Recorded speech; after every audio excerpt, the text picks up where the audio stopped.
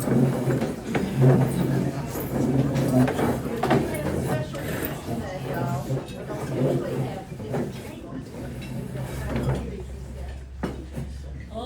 beautiful, for spacious skies, for amber waves of grain, for purple mountains' majesty, above the fruited plains.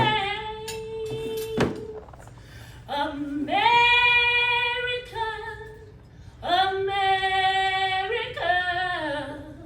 God shed His grace on me and crowned that good with brotherhood from sea to shining sea.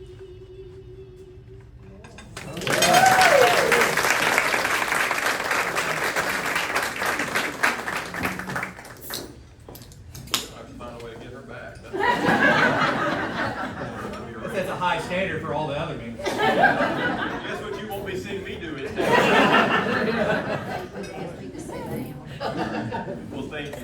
That was awesome. It was a great way to get started. Our speaker today is Judge Polk-Payton. She is a licensed Mississippi attorney, a Mississippi Bar Commissioner, a sworn judge, an author, a motivational speaker, a radio show host, a video blogger, obviously a singer, and a songwriter. She's been a practicing attorney for 25 years, a justice court judge for 10, a municipal judge for 3, has served as a community advocate in the Forest County Public Defender's Office, the Perry County Public Defender's Office, the 12th Judicial District Drug Court, the City of Hattiesburg Public Defender's Office, and the Polk-Payton Law Office of the General Practice Private Attorney. She's also served as a commissioner for the Mississippi Bar Association and president for the South Central Mississippi Bar Association. So if that wasn't impressive, I'd like to know what you've been doing all this time. Welcome, Ms. Judge Polk.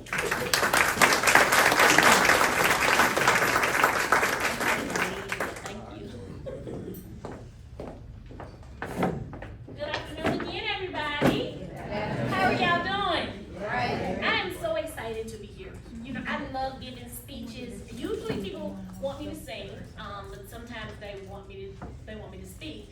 And I remember I was getting ready to sing one time at a National Association of Drug Court Professionals program. And there was a girl who was sitting in front of me. She was nervous. She was like, I gotta make a speech. I was like, girl, calm down. And she was like, I'm so nervous. I said, look, I'm singing the national anthem. I said, you making up your speech. I said, if you mess up, nobody will know it. I said, the national anthem, everybody in this room is gonna know that I messed up. I said, so calm down. Get it together. Come on. She calmed down. She did great. She did absolutely great. So yeah, I'm gonna have to put my specs on because, you know, contrary to popular opinion, everybody thinks that I'm 35, I'm 53. And I need these glasses to see. I went down to the ball drop in the city of Hattiesburg on New Year's Eve, and so all the detectives that come to my house for warrants, they were asking me, who was that man that you had with you on New Year's Eve? What you been doing, Judge? I said, that was my child.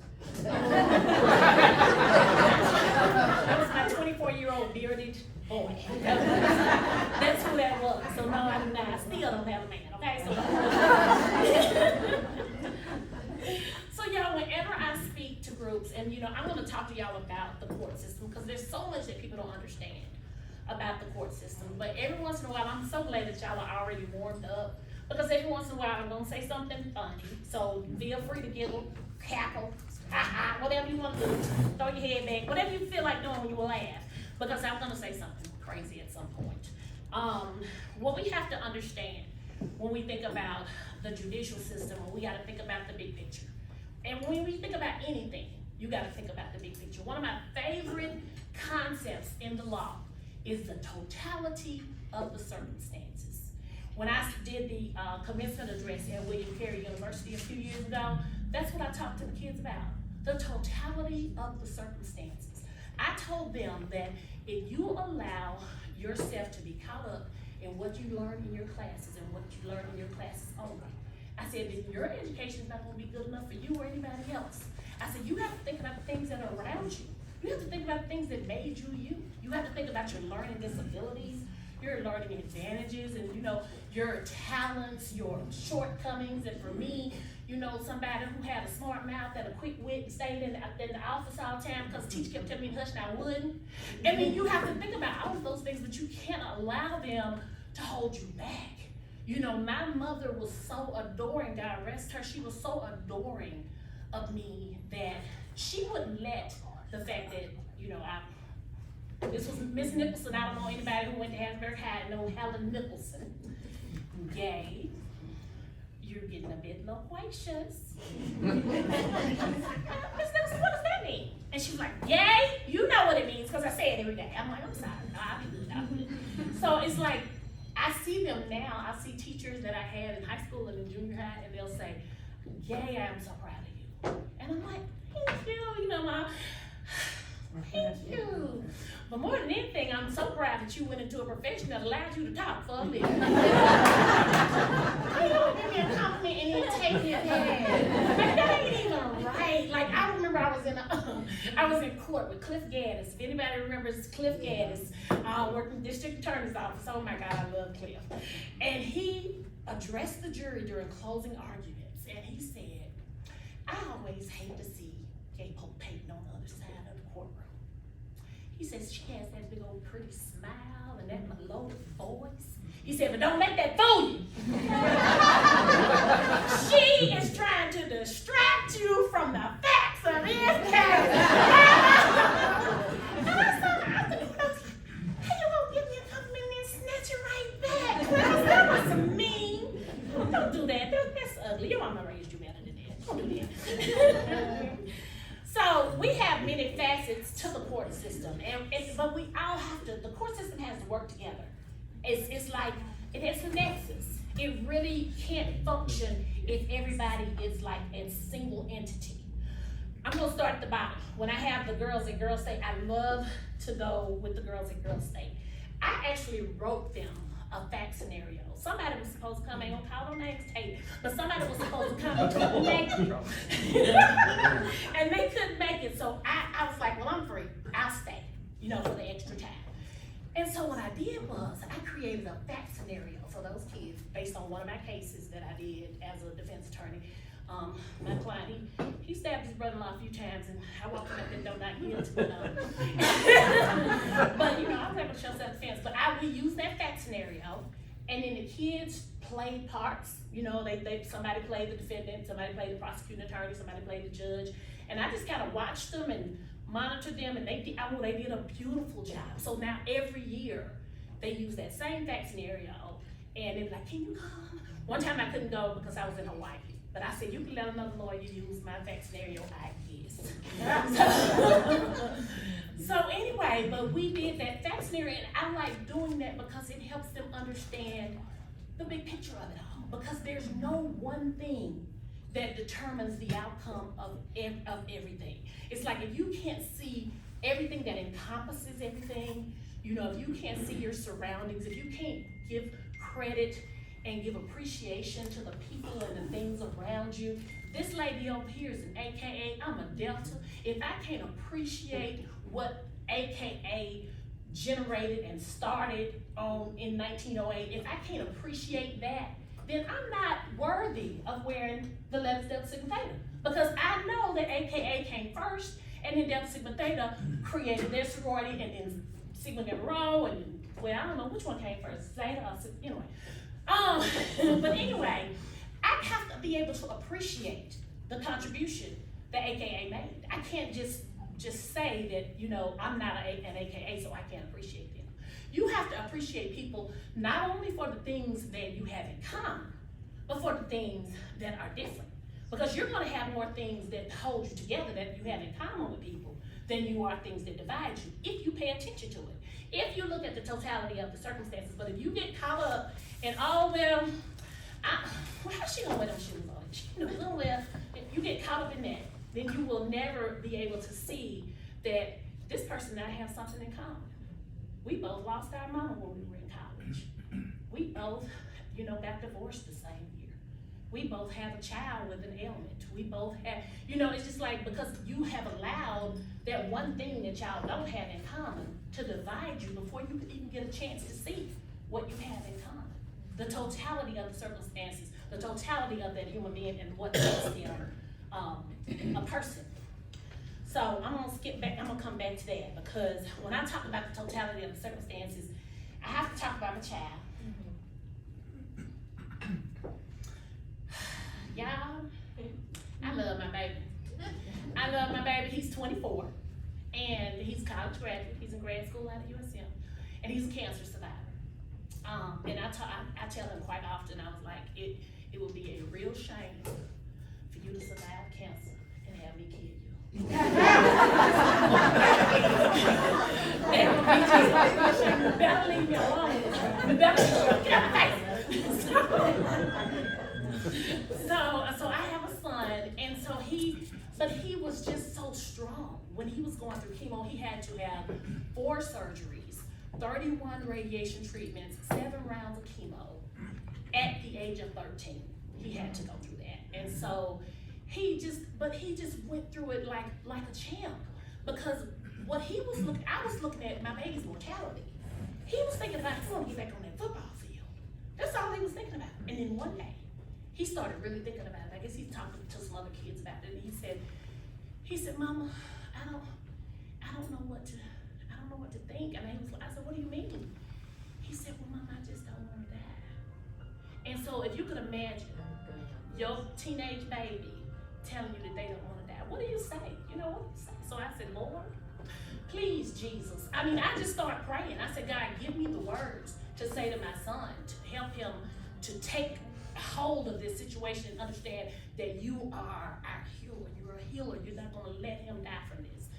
And so I said, so Kobe, I said, you know how we get on a plane and we went to Anaheim, and we got on a plane, we go to Maryland, DC, and we got on a plane, we went this place, that place, and we get in the car, we drive to Jackson, to go to the doctor's office, and he said, yes, ma'am. I said, well, people die in plane crashes and car accidents all the time, right? And he was like, yes, ma'am.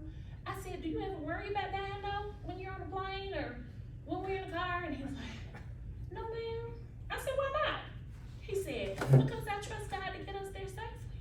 I said, well, baby, this is just another journey that God has taken us on, and we gotta trust him to get us there safely. And when I tell you, after that day, my son didn't whimper, he didn't whine about anything that happened while he was going through chemo until his hair fell out, because he think he cute.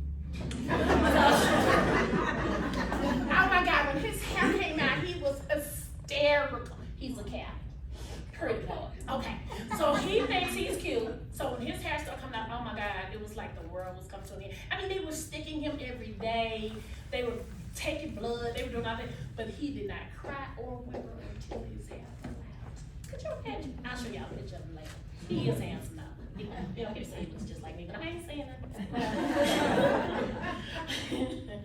But the thing about it is, it's just like, we could have grieved that circumstance, because people said they didn't even know we were going through it. And I was like, I said, I know. I didn't tell a lot of people what we were going through. I said, because, people hear the word cancer and forget about how big God is.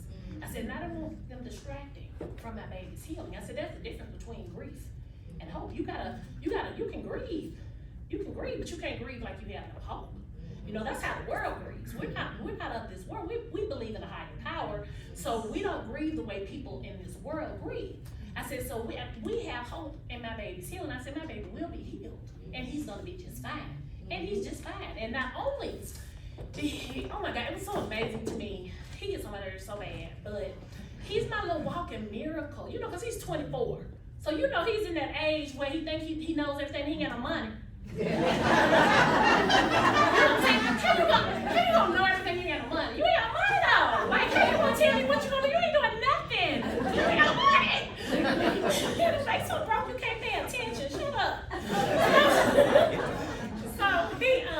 So his tumor was on his left eye. It was a soft tissue sarcoma, and so after he got through with chemo, radiation, all those surgeries, he he built up the strength in his left leg. And if anybody, he played left tackle for the 6A state champion over Road Warriors. And he graduated in 2016. They won the state championship, I think in 13. Yeah, they won it in 13. But anyway, but every snap of the ball, he pushed off on that left leg. Every snap of the ball. And I was in the stands losing my mind. I know I was embarrassed my baby, thank you. Because I was like, my baby is pushing off on his leg, and some doctors said he wasn't even supposed to get the teeth. You know, because a lot of them said, did he get to keep the limb? And I was like, what limb? And he said, usually when a sarcoma attaches itself to something, you lose the limb that it's attached to. I was like, oh yeah, he kept his limb. I said, and he started at left tackle. He was like, what? The doctor was like, what? I was like, yeah, that's how we do it. We don't lay down. We don't lay down. We build ourselves back up and we get on, keep it moving. And that's what we have to do in life. We have to realize that life is a big picture and a totality of things working all together. And we also, in order to do that though, the first thing you gotta do is know that you ain't the big picture. You gotta know that you ain't the big picture. This is about you. It's not about you. It's about your contribution to the world. It's about your contribution to the way things go in life. And you can be so much better if you realize that everything ain't about you. It's never gonna always be about you. It's gonna be about helping someone else. You know, 4 weeks ago, one of my very close friends passed away from COVID. Her daughter is here with me today, my godbaby Charlotte.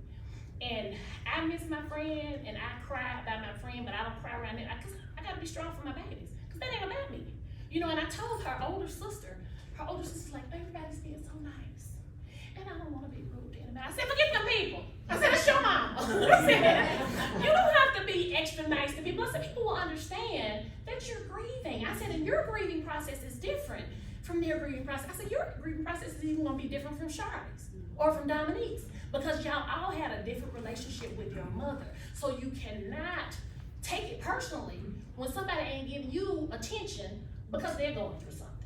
You have to take it into consideration. If somebody being rude to you and make them, you never know. Her husband might have beat her that morning. You know what I'm saying? Her child might have gotten hurt that day. She may have buried her mama the week before. You don't know what people are going through. So you have to take the totality of life and the things that could happen and things that go on in life that you go through, that everybody goes through, so that you can make sure that you give everybody the benefit of the doubt. And don't judge them. And don't make it about you. It ain't about you. Don't make it about you. Ain't got nothing to do with you. Ain't got nothing to do with you. Bad day. Ain't got nothing to do with you. Ain't got nothing to do with you. So y'all, speaking of children, so when my baby was, and I'm gonna talk about the court system in a minute, I promise. I promise, Valerie, I am. But when my baby was getting ready, because when I talk about my child, I have to talk about him, because he's a mess. He's a good child. He made good grades. He graduated magna cum laude from Jackson State. He got a scholarship at USM that he blew, and then he had to go back crawling because he left in the middle of the semester. He just, y'all know how these kids are. They want to move to Atlanta. They think Atlanta is the promised land. Like, there is no how to go at the end of Act 20. There's nothing in Atlanta. If you ain't Beyonce and Jay-Z, you ain't gonna be balling in Atlanta. It's just not gonna happen. Go to grad school right now. Okay? Little monster. Anyway, and I told him because he graduated from Jackson State, but he started at Ole Miss when he graduated from Oak Grove. Because I live in Forest County, but his dad lived in Lamar County, so he went to Lamar County School. And so, child, when he went up to Ole Miss, I don't know if any of y'all know who Bennett York is. You know who Bennett York is? Yeah. They almost to the land that cane breaks in the East of orthodontist. So I went to high school with his daughter Paige. We were in the 9th grade. Paige had a candy apple red Porsche with Spy on the tag for Susan Page York. Okay? They got so much money. They just got so much money. So I told him, so Paige's son was about the same age as my son. So I was talking to Paige at our class reunion because I graduated from Casper High in 1986. So our class reunion was in 16. Our 30-year reunion was in 16. That was our 30th year when my son was starting college. And so I said, Kobe, let me tell you something. I said, Paige's kids are gonna be up there why you up on this? I said, but don't you be running around there hanging out with them airship babies? He said, Mama, what's an airship baby? I said, that's a child who's rich, cause his daddy rich, cause his daddy was rich, cause his daddy was rich. I said, you are not an airship baby. The only thing my daddy left me was alone. So I need you to leave me alone. Don't be hanging around with them airship babies. I said, wrap your mind around the concept of struggle, because until you say 200 pennies on pump number 4, you don't know nothing about struggle. You don't know. You just don't know. I struggle. I'm the one that struggles, okay?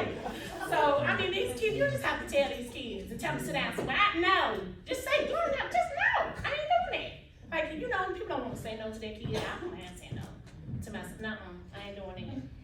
I'm not. Why you still talking to me? I said I wouldn't do it. And he knows when to leave me alone. So he told me one time we were leaving church, and he's an only child because his dad had 2 children when we got married, but when we divorced, he became the only child. So he told me that we were coming home from church one day, and I said, "Cause when we get home, I need you to do," had a whole list. He was like, "Mama," I said, "What?" He said, "I just feel so used." Keep me on my, let me know when I'm running out of time. Keep me on my time. It's gonna be 10 minutes. We're gonna die. So, I said, used. I said, let me tell you something about being used, little boy.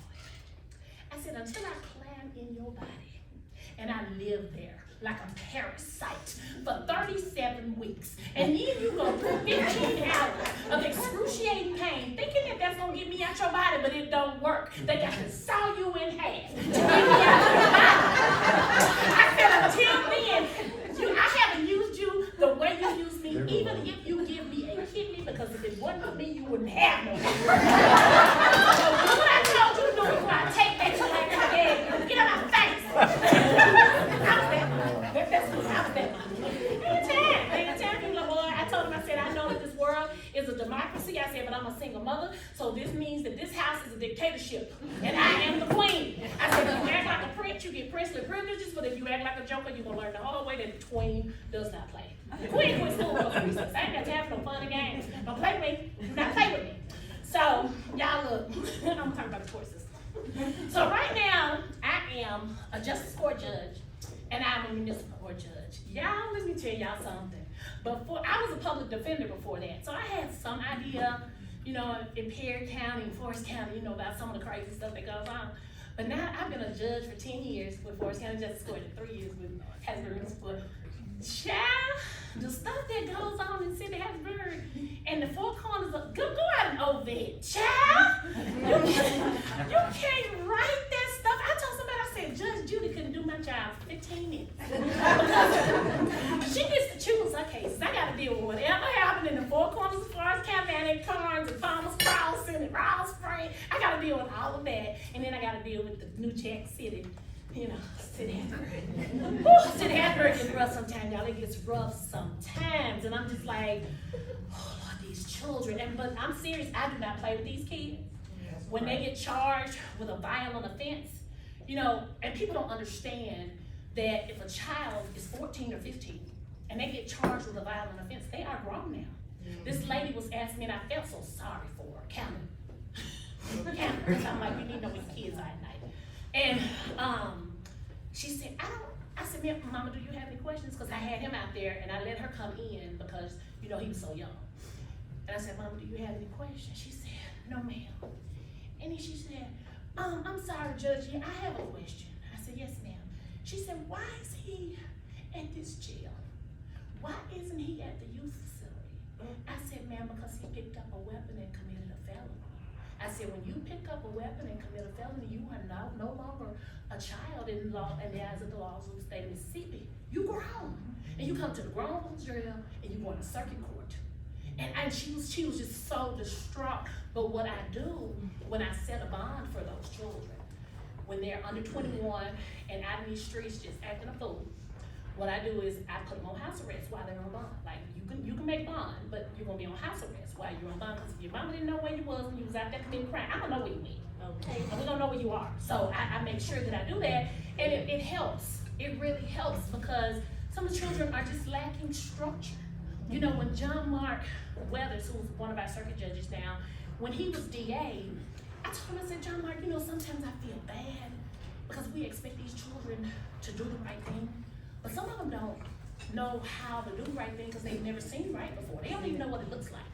So sometimes we're going to have to come up with some programs, and I want to come up with some programs to help these children stay in school, because a lot of times it starts with truancy. It starts with children not going to school.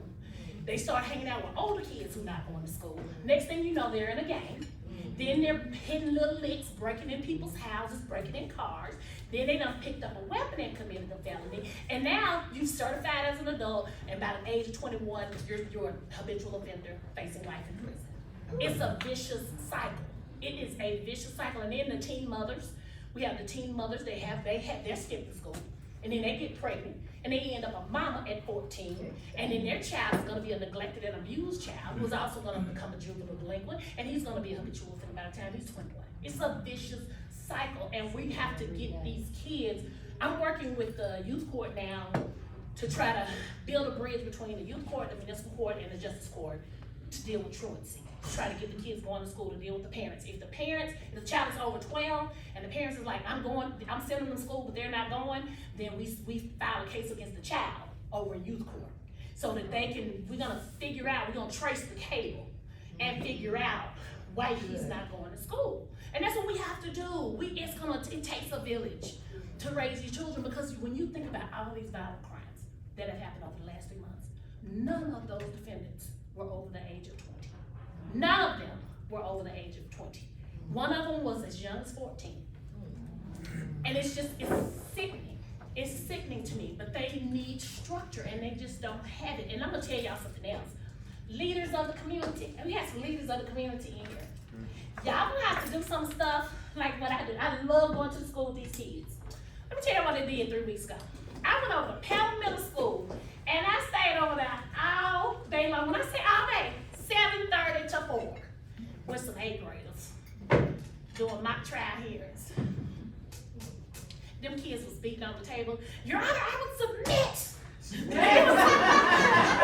was amazing. I had so much fun. But the thing about it was, at the end of the day, I was getting inbox messages on Facebook, and the mamas were sending me messages, and they were like, my baby said, Mama, we had a real judge to come to our school today. You know, I mean, and that meant so much to them. So when people show them that they matter, then we can take time out of our busy schedules to go over there, tell them about what we do for a living, tell them about the jobs that they can get, even if they can't run fast, even if they can't throw a ball, even if they can't sing or dance.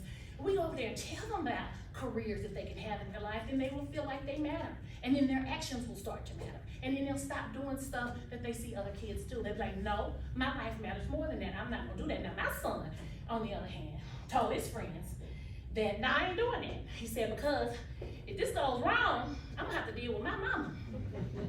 And I'm making a point not to deal with my mama when she's mad, because she's crazy. People would tell me all the time, he's like, oh my God, Gabriel, he is so well-mannered. And I said, well, there's a reason for that. And he would say, well, what's the reason? I said, well, you see this carpet on the floor? She's like, yeah. I said, do you think this is one piece of carpet or a bunch of pieces of carpet put together? She said, it's probably little pieces put together. I said, well, do you see the lines between the pieces of carpet? And she was like, no. I said, well, that's how the line between me and crazy is. I said, it's invisible to the naked eye. But my son, he knows where it is, and it's very careful not to push my cross crazy line. Because once my man's cross crazy line, it's over with. It's over with. Your life as you know it is over. He's gonna be out there on the county road, cutting down trees, breaking the yard, singing old Negro spirituals and all this. He's had it happen to me. He knows that I do not issue out of threats, and he does not play with his mama. Because he knows his mama don't play, because I do not want him to end up caught up in some foolishness. It's so easy. 5 minutes, wrap it up, wrap it up, wrap it up. I want some Oscar music. Not the kind that Will Smith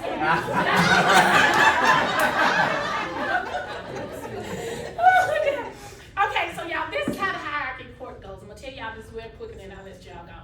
Okay, so we have the municipal court and the justice court. Those are the lower courts. We have the administrative law courts, also like workers' comp. We have workers' comp and,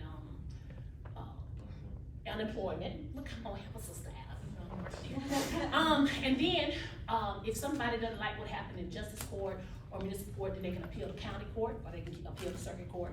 Administrative law court also appeals to circuit court. Then if they don't like what happened in circuit court, they can appeal to the Court of Appeals or the Supreme Court.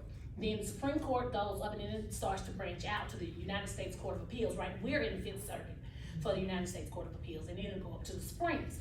But in order for it to get to the Supremes have to say, I wanna hear about that. They might be like, I don't hear about that, so they will deny what is called cert. It's certiorari, and then they have to give them a writ of certiorari to hear the case. And that's how the cases work in the system. But so many people get confused about federal court and state court. Like, you know, discrimination cases, that's not gonna come before a circuit judge. That's gonna go to federal court. You know, if you have a civil rights case, that's gonna go to federal court. Bankruptcy, that goes to federal court. It's just certain things that we have to understand about the court system in order to make sure that we are understanding the system and that we're giving people a fighting chance to get a fair shake. Another thing is partisanship. Judicial races, for the most part, are nonpartisan. People ask me, because I'm running for office, and people are asking me, well, what party are you affiliated with? I said, I'm not. And they'll say, what? I said, I'm not. Say, what do you mean? I said, judicial races are nonpartisan. Because if you notice, we don't have a primary for circuit court judge. There's no primary for circuit court, chancery court, county court. There's no primary in June. The only race we have is in November, because the primary is to determine who will be the Democratic or the Republican nominee. So there is no Democratic or Republican nominee in judicial races, so we go straight to November. So when you ask a judicial candidate what party they're with, they're gonna say, I'm nonpartisan. And you know, they may be conservative or they may be a little bit more liberal in their hearts, but they are nonpartisan. So anyway, if y'all ever have any questions, y'all can email me. Y'all can friend me on Facebook. Y'all can follow me at Polk-Payton on Instagram, Polk-Payton on Twitter. Have committee to elect Polk-Payton on Facebook. So anytime y'all have any questions about the law, you know, you want to get a little free legal advice, you can squeeze that in too. I'll let you. But I just want to thank y'all so much for allowing me to be here. I have had so much fun. Y'all have been such a great audience.